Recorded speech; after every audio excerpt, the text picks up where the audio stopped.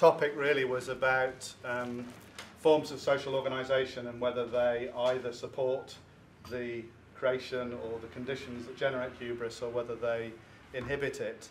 I really just wanted to pull out a few themes, and I'm going to look across at table B, and if anyone's tearing their hair out because I missed their theme, they can throw things at me.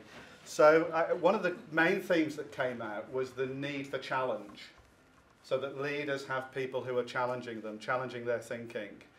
Some leaders deliberately put people around them who do challenge them because they believe it comes to better outcomes. Some people deliberately avoid that because the further they get up the tree, the more they think they don't need it. So the question, one major question then that area raises is who will challenge you? Now, are these people who are going to challenge you people who are internal to the organisation, or are they external to the organisation? And there may be a natural knee-jerk reaction that says external is better because of more objectivity and more distance, potentially. But there were quite strong arguments around the table that internal challenge is something that perhaps is more powerful because it's harder for you to avoid. They know what the tricks are. People who are inside the organisation know how you could cover up, how you game the system, how you can manipulate the system. And therefore, having really effective challenge internally shouldn't be overlooked. In fact, I think the general consensus on the table was that it was probably more powerful. Certainly, we heard from one of our participants whose role is in providing IT infrastructure in trading environments about the ability to monitor trades and the ability to do that internally being something that feeds back quite strongly into the management of traders, what they're allowed to do and what they're not allowed to do. And if it's done externally, the question of gaming arises. So it was challenge of leaders was a big thing. One of the points that came up around that was that in ancient Rome, I think it might have been John when he was roving around mentioned this, but in ancient Rome, you said it was a victorious general had a slave walking along behind them as they were kind of brought in great ceremonial success into Rome. They'd have a slave walking behind them with a skull. And just whispering into the general's ear at every step, "You're only human." So I think you'd said it was generals. I watched the movie, what was the movie called? Somebody might remember it. Gerard Butler, Law-Abiding Citizen.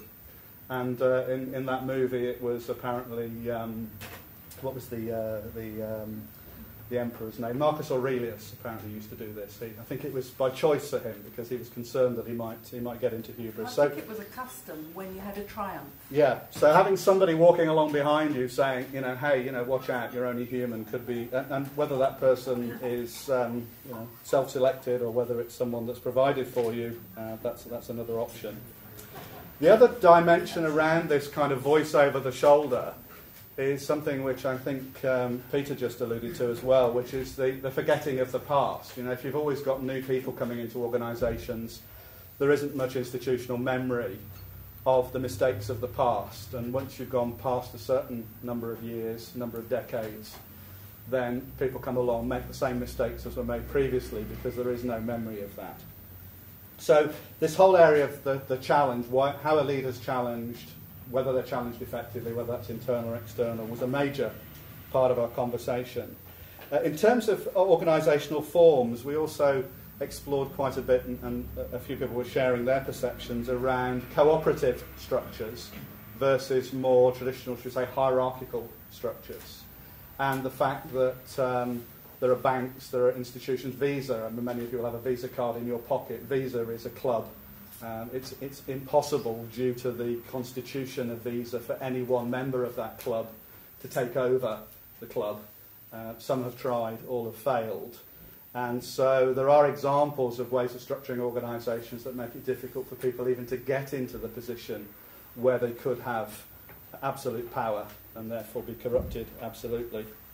And somebody else pointed out that actually Barcelona Football Club, which for those of you football fans will know is the most successful football club around, and they're a cooperative.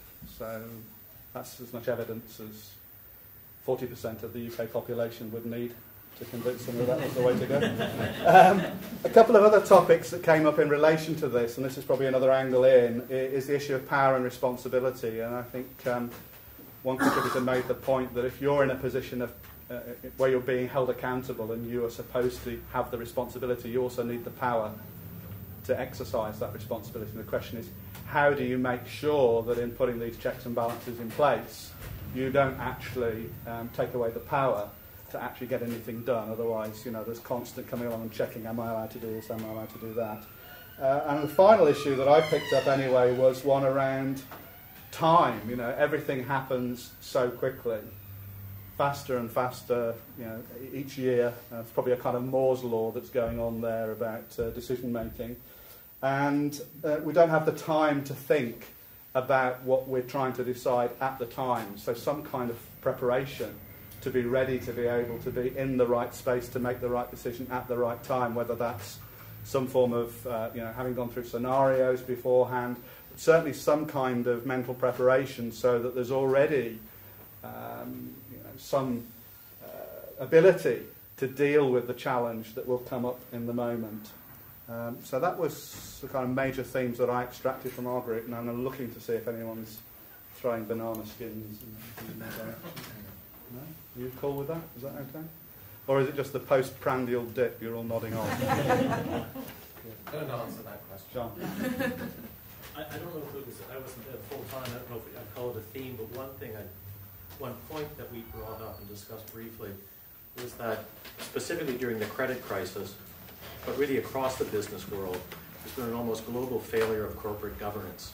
That the CEOs really should answer to the board of directors, but the board of directors are too often appointed by the CEOs. And that's just a complete failure of the basic principles of corporate governance. So, if we're talking about checks and balances and some kind of institutional structure that would limit hubris from running away from itself, and we've already got the whole concept of a board of directors, it just at some point seems to have failed. Yeah.